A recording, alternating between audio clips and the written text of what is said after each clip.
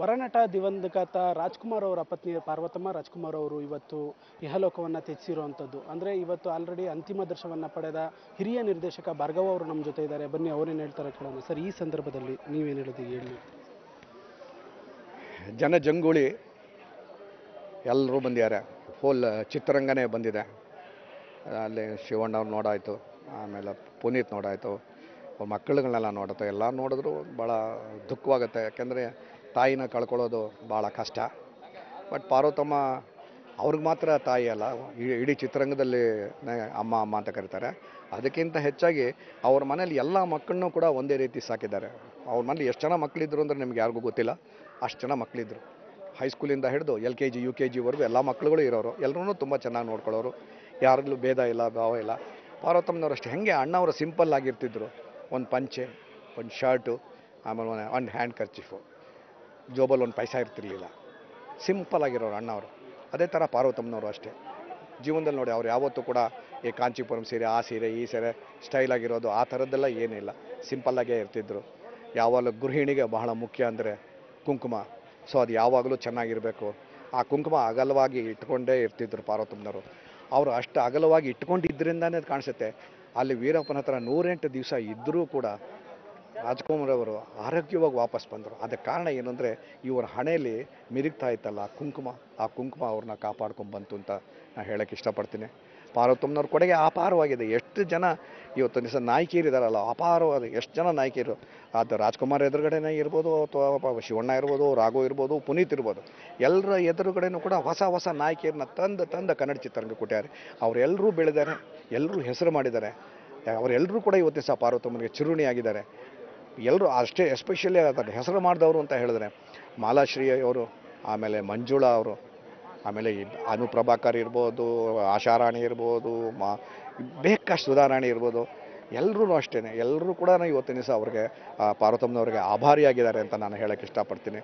ನಿಮ್ಮ ಅವರ ಒಡನಾಟ ಹೇಗಿತ್ತು? ಮತ್ತು ಸಿನಿಮಾ ಸೆಟ್ಗಳಲ್ಲಿ ಪಾರ್ವತಮ್ಮ ಅವರು ಹೇಗೆ ಕಾರ್ಯನಿರ್ವಹಿಸ್ತಾ ಇದ್ರು? ಸಹ ಕಲಾವಿದರ ಜೊತೆ ಹೇಗಿರ್ತಿದ್ರು ಏನು? ಪಾರ್ವತಮ್ಮನವರು ಎಲ್ಲರನ್ನೂ ಕೂಡ ಮರ್ಯಾದೆಗೆ ಮಾತಾಡ್ಸೋರು, ಮರ್ಯಾದೆಗೆ ನೋಡ್ಕೊಳ್ಳೋರು. ನನ್ನನ್ನು ತುಂಬ ಪ್ರೀತಿಯಾಗಿ ನೋಡ್ಕೊತಾ ಇದ್ದರು. ಯಾಕೆಂದರೆ ಒಂದು ಕಾಲದಲ್ಲಿ ನಾನು ಡೈರೆಕ್ಟರ್ ಹಾಕಿಂತ ಮುಂಚೆ ನಾನು ಈ ಕಾಫಿ ಟೀ ಏನೂ ಕುಡಿತಾ ಇರಲಿಲ್ಲ. ಅಂದರೆ ಬೇರೇನು ಏನು ಕುಡಿತಾ ಇರಲಿಲ್ಲ ನಾನು. ಬೇರೆ ಅನ್ಕೋಬೇಡಿ ನೀವು, ಕಾಫಿ ಟೀ ಕುಡಿತಾ ಇರಲಿಲ್ಲ. ಆವಾಗ ಅದಕ್ಕೋಸ್ಕರ ನನಗೋಸ್ಕರನೇ ಅವರು ಮನೇಲಿ ಹಾರ್ಲಿಕ್ಸು, ಬೋರ್ನ್ವಿಟಾ, ಓಲ್ಟಿನ್ ಎಲ್ಲನೂ ಮಾಡ್ಕೊಂಡು ತೊಗೊಂಬನ್ನಿ, ಅವ್ರು ಕಾಫಿ ಕುಡಿಯಲ್ಲ ಅಂತ ಹೇಳೋರು. ನನಗೆ ಚಿತ್ರರಂಗದಲ್ಲಿ ಯಾರು ಭಾರ್ಗವ ಅಂತ ಕೆಲವರು ಕರೀತಾರೆ, ಮಿಕ್ತವರೆಲ್ಲ ಬಾಬಿ ಅಂತ ಕರೀತಾರೆ. ನನ್ನ ಬಾಬಿ ಅಂತಲೇ ಕರೀತಾಯಿದ್ರು. ಆಮೇಲೆ ಇನ್ನು ನಮ್ಮ ಹತ್ರ ಅವತ್ತಿನ ಸಹ ಏನು ವಾಹನ ಸೌಕರ್ಯ ಇಲ್ಲದೆ ಇದ್ದಾಗ ನಾವು ಪ್ರತಿ ವರ್ಷ ಅವ್ರು ನಮ್ಮನ್ನು ಅಯ್ಯಪ್ಪನ ಪೂಜೆ ಕರೆಯೋರು. ಸೊ ನಾವು ಅಯ್ಯಪ್ಪನ ಪೂಜೆಗೆ ಹೋದಾಗ ನಾವು ಬರಬೇಕಾದ್ರೆ ಹೇಳ್ಬಿಡು ಪಾರ್ವತಮ್ಮನವರು, ಇಲ್ಲ ನೀನು ಹಂಗೆ ಹೋಗಬೇಡ, ನೀನು ಹೆಂಡ್ತಿನ ಕರ್ಕೊಂಡು ರಾತ್ರಿ 9:30 10 ಗಂಟೆಯಲ್ಲಿ ಆಟೋಲ್ಲಿ ಹಿಡ್ಕೊಂಡು ಸಿಗೋದೆಲ್ಲ ಕಷ್ಟ ಆಗುತ್ತೆ, ನಾನು ಕಾರಲ್ಲೇ ಕಳಿಸ್ತೀನಿ ಅಂತ ಹಲವಾರು ವರ್ಷ ನನ್ನ ಕಾರಲ್ಲೇ ಕಳಿಸಿದ್ರು. ಆಮೇಲೆ ನನ್ನ ಅವರು ಸಹ ನಿರ್ದೇಶಕನಿಂದ ಅಂದರೆ ಅಸಿಸ್ಟೆಂಟ್ ಡೈರೆಕ್ಟರ್ಗಿಂತ ನೋಡಿದ್ದಾರೆ. ನಾನು ಅಣ್ಣವ್ರ ಪಿಕ್ಚರ್ ಮೊದಲು ಮಾಡಿದ್ದೇನೆ ನಾನು ಕನ್ಯಕಾ ಪರಮೇಶ್ವರನ ಚಿತ್ರದಲ್ಲಿ ಸಹಾಯಕ ನಿರ್ದೇಶನ ಕೆಲಸ ಮಾಡಿದೆ. ನನ್ನ ಹೆಜ್ಜೆ ಬೆಳವಣಿಗೆನೂ ನೋಡಿದ್ದಾರೆ.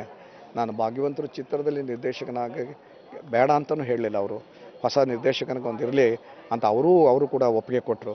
ಅದರಿಂದನೇ ಭಾಗ್ಯವಂತರು ಚಿತ್ರ ನಾನು ನಿರ್ದೇಶನ ಮಾಡಿದೆ. ನನಗೆ ಎರಡನೇ ಚಿತ್ರನೂ ಕೂಡ ಅವರೇ ಕೊಟ್ಟರು.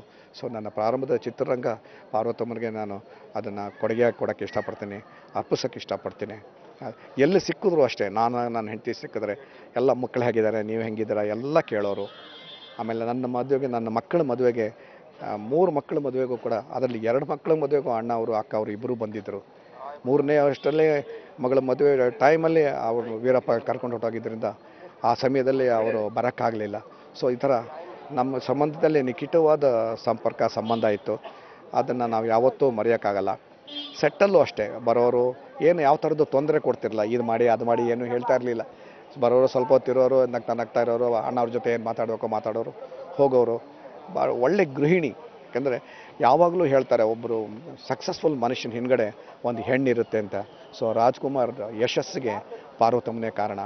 ಸೊ ಇಬ್ಬರೂ ಕೂಡ ಇವತ್ತಿನ ಸಹ ರಾಜ್ಕುಮಾರ್ ಆಗಲಿ ಪಾರ್ವತಮ್ಮ ಆಗಲಿ ಎರಡೂ ಕೂಡ ಇಬ್ಬರೂ ಕೂಡ ಅಪಾರವಾದ ವ್ಯಕ್ತಿಗಳು. ಅದನ್ನು ನಾವು ಯಾರೂ ಮರೆಯೋಕ್ಕಾಗೋದಿಲ್ಲ.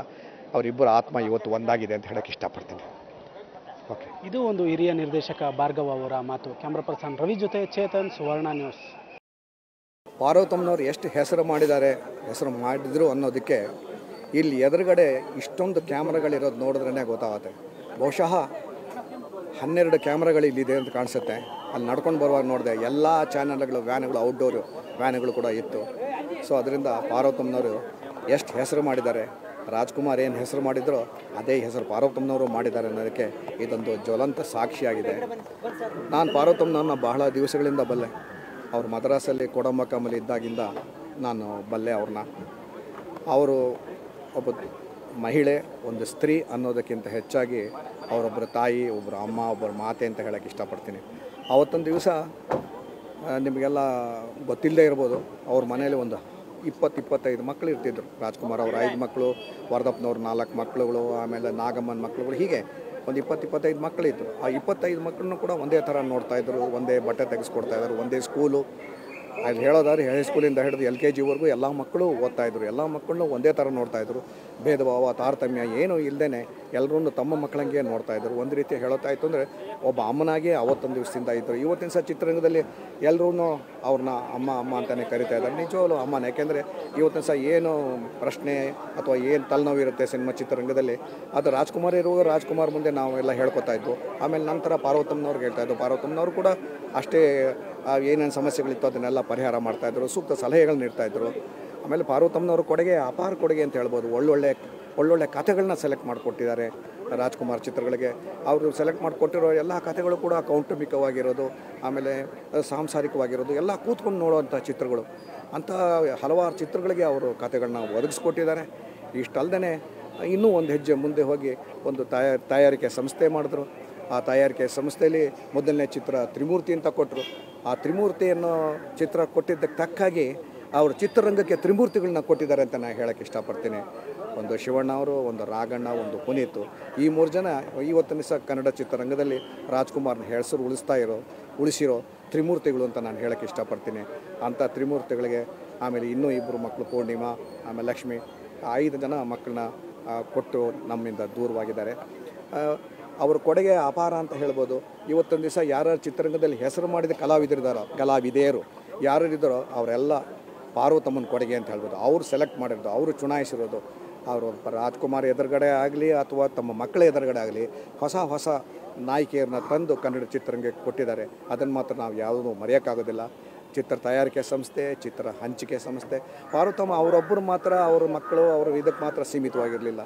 ಅವರು ತಮ್ಮಂದ್ರನ್ನ 3 ಜನ ತಮ್ಮಂದ್ರನ್ನೂ ಕೂಡ ಈ ಚಿತ್ರರಂಗ ಕರ್ಕೊಂಬಂದರು. ಅವ್ರಿಗೆಲ್ರಿಗೂ ಕೂಡ ಉದ್ಯೋಗ ಕಲ್ಪಿಸ್ಕೊಟ್ರು, ಒಂದು ತಯಾರಿಕೆ ಸಂಸ್ಥೆ ಮಾಡಿಕೊಟ್ರು. ಆಮೇಲೆ ಈ ಥರ ಒಬ್ಬ ತಮ್ಮನಿಗೆ ತನ್ನ ಮಗಳನ್ನೇ ಕೊಟ್ಟರು. ಸೊ ಈ ಥರ ಪಾರ್ವತಮ್ಮ ಮನೆಯಲ್ಲೇ ಒಂದು ಚಿತ್ರರಂಗ ಬೆಳೆಸಿದ್ದಾರೆ ಅನ್ನೋದು ಹೇಳೋದಕ್ಕೆ ಇಷ್ಟಪಡ್ತೀವಿ. ಚಿತ್ರರಂಗದಲ್ಲಿ ಅಷ್ಟೇ ಅಲ್ಲದೆ ನಮ್ಮಗಳನ್ನೆಲ್ಲರೂ ಅಪಾರ ಪ್ರೀತಿಯಿಂದ ನೋಡ್ತಿದ್ದರು.